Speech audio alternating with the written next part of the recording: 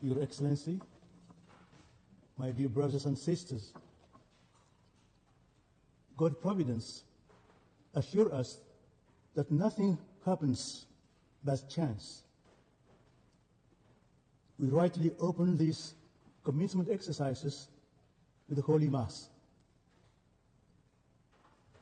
This year, on May 13, just over 100 years ago, in 1917, on this very day, God sent His Blessed Mother to Fatima with the warning of impending crisis if the message that she carried were not followed. At the heart of this message was the call to penance and prayer. There were grave difficulties in this year 1917. Europeans were dealing with material distress, unemployment, anti-clericalism, and the specter of foreign enemies. Especially World War I and the Russian Revolution caused great fear throughout the world. Soldiers started to return to their home with stories of horrors that the communist Russian regime was inflicted. Has much changed since 1917? I would contend that the situation is much graver. Not only in terms of barbaric war, again in the heart of Europe, and evolving atheist Russia. The liquidation of God from our lives is even more tragic. More and more countries are detaching themselves from their roots, from their Christian roots, in what St. John Paul II called a silent apostasy. Not only has God been abolished, but the reality of evil is being buried. Evil is good, good is evil. Love becomes the satisfaction of several primal sexual instincts, and the truth are all relative. Since the individual is the only point of reference, we get by without any binding rules. Everyone can interpret the Church's message in his own way, adapting it to his own idea to create nightmare paradise.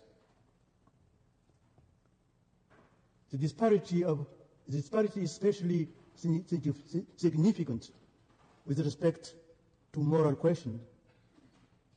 When God is abandoned and the Church and her teachings are seen as irrelevant, man no longer knows who he is.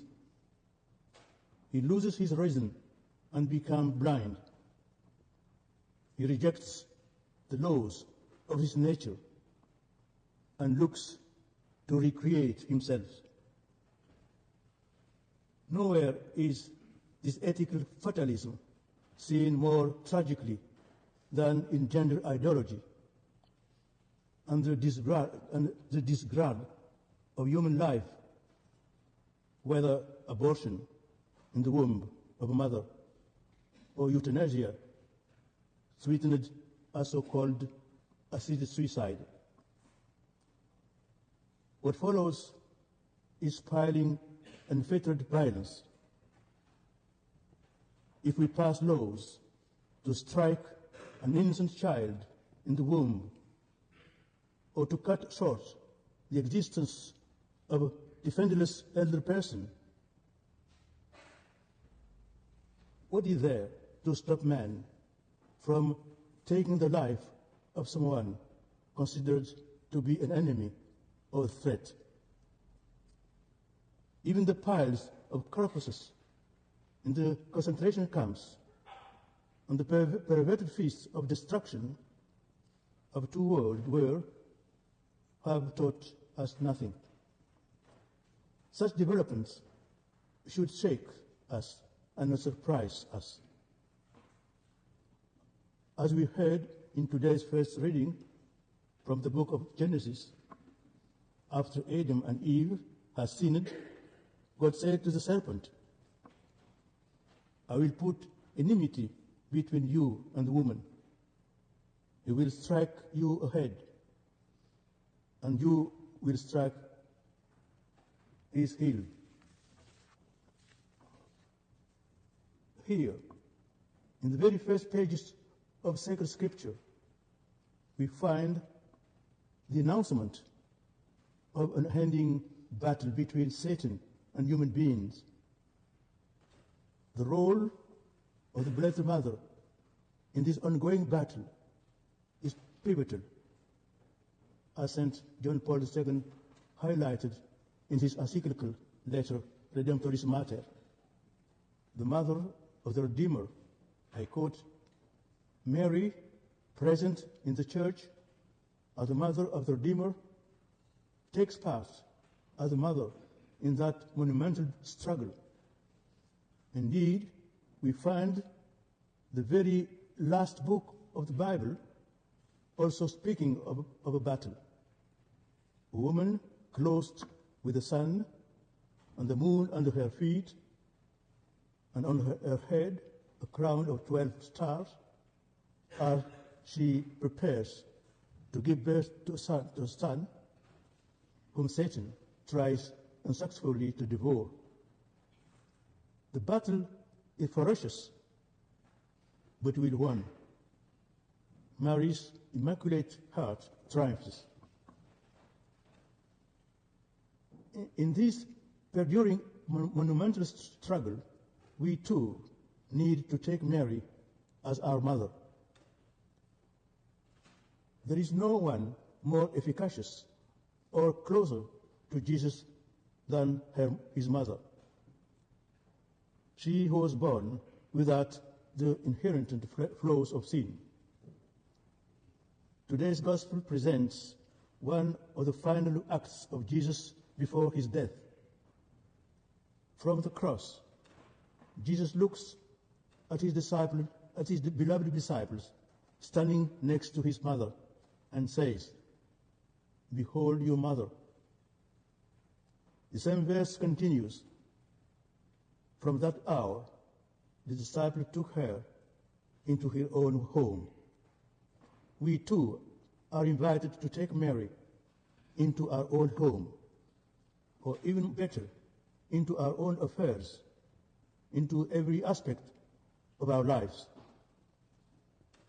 Like Mary, and with her help, our task, not least through our association with the college that bears the name of Christendom, is to generate and regenerate fallen men to turn back to God. Make no mistake, this college and all of us here are engaged in a battle on behalf of mankind. At Fatima, Mary shows us the weapons: prayer, pray and do penance. The reason is clear. Prayer turns us away from a self-centered and unbridled individualism and back to God. That is why prayer ultimately consists of remaining in silence for a long time. We wait for him to come to us in the smallest of whispers, to recreate us in the immensity of God. In the silence of prayer, we obtain peace, peace in the world, and peace in our souls, especially by praying the Rosary as a weapon for these battles. Both physical words and internal struggles. Penance involves our body in the search of God in silence of prayer. We deny this body not only foods, but also certain pleasures and basic biological needs out of love of God, for God, to nurture an interior disposition. Mother Teresa tells us, God could do nothing for someone already full. You have to be completely empty to let him in to do what he wills. That is why, for the beginning of Christian tradition, chastity, virginity, consecrated celibacy, and fasting became indispensable expression of the primacy of God and of the faith in him. Dear brothers and sisters, let's never forget that the Baccalaureate Mass was celebrated on the May 13, the memorial of Our Lady of Fatima. Let's allow the final command of Jesus to us, his parting gift to us, his last words, to sink deeply into our hearts and bring us great joy. Behold your mother.